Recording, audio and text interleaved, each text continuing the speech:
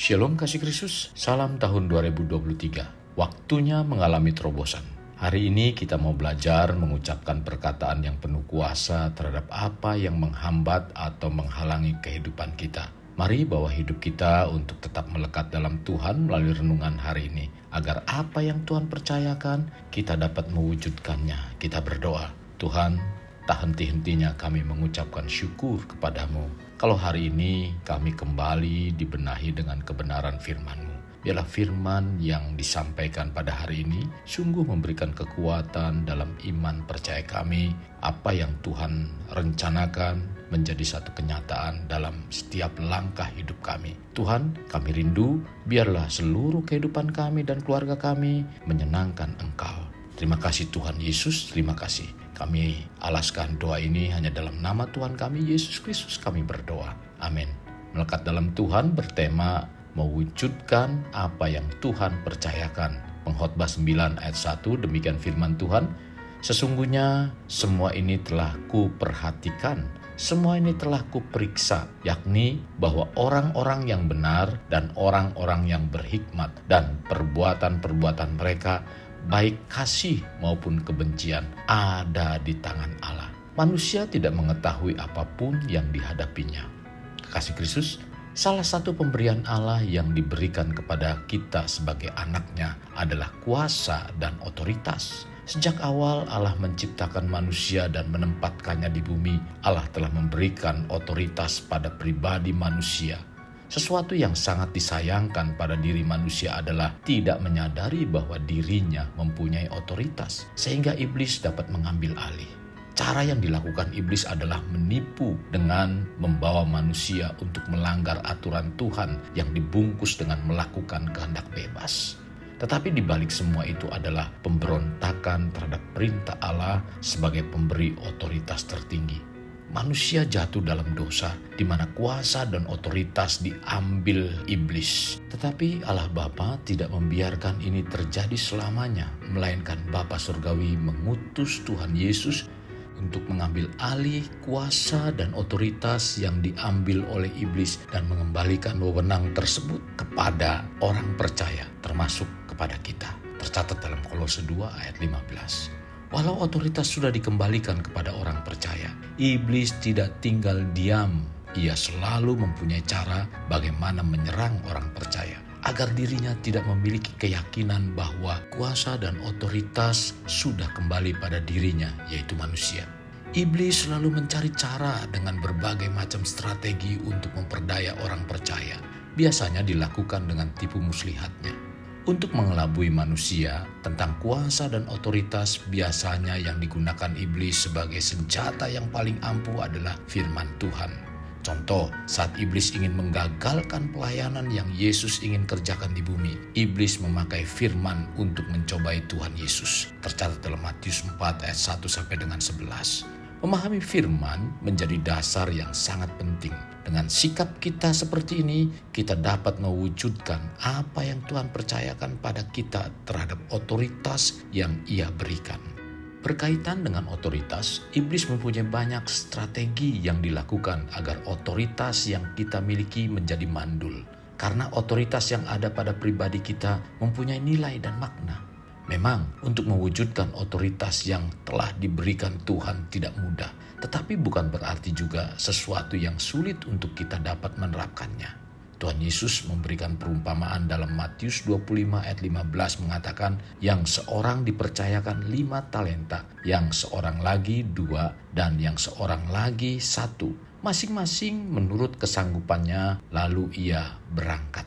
Kata kesanggupan dalam bahasa Yunani menggunakan kata dunamis, artinya perbuatan yang menunjukkan kekuatan luar biasa atau kekuatan yang ajaib.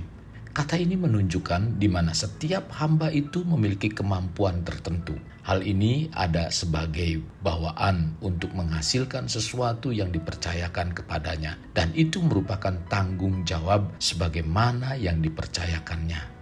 Demikian juga dengan otoritas Tuhan yang ada di setiap pribadi kita. Tuhan memberikan semuanya itu untuk dipergunakan atau dipakai oleh kita. Dalam Yesaya 22 ayat 22 mengatakan, Aku akan menaruh kunci rumah Daud ke atas bahunya. Apabila ia membuka, tidak ada yang dapat menutup. Apabila ia menutup, tidak ada yang dapat membuka. Jadi otoritas ada di setiap tangan kita dan begitu besar pengaruhnya dalam kehidupan manusia. Karena tanpa otoritas kita akan menjadi mudah dikendalikan oleh situasi dan kondisi sekeliling kita.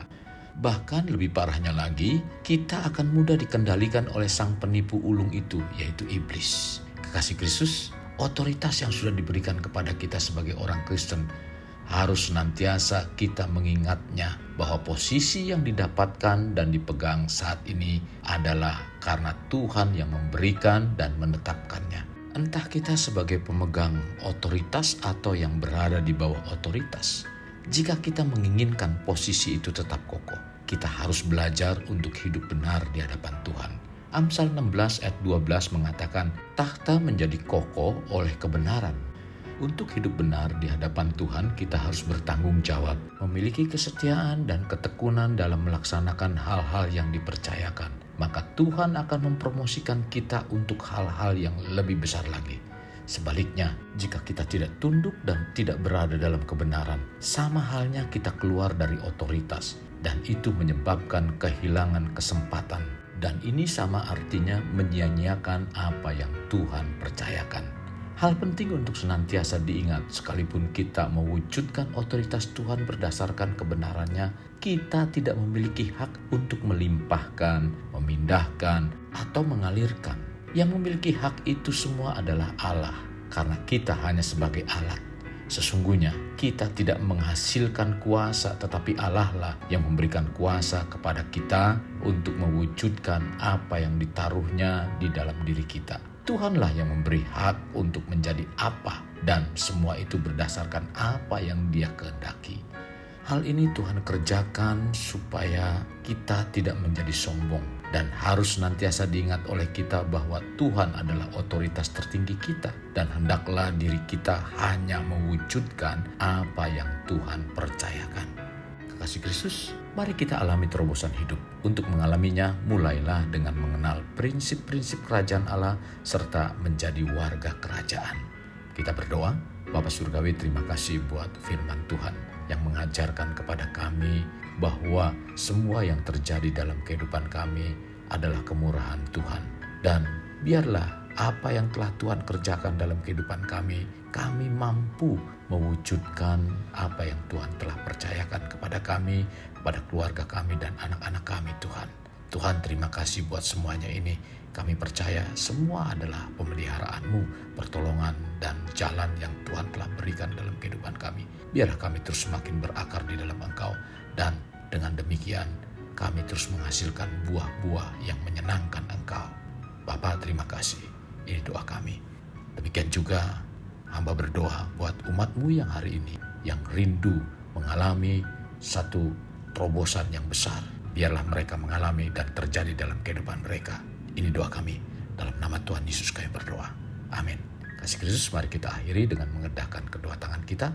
Terimalah anugerah berkat dari Allah Bapa, kasih sayang daripada Yesus Kristus, dan persekutuan dengan Roh Kudus yang mencurahkan berkat secara rohani, berkat secara jasmani, dan berkat secara ekonomi, di mana berkat Abraham, berkat Ishak, berkat Yakub dicurahkan dan dilimpahkan dari saat sekarang sampai Maranatha tiba, dalam nama Tuhan Yesus. Amin. Sampai jumpa di renungan berikutnya. Tuhan Yesus memberkati. Jangan lupa like, share, dan subscribe.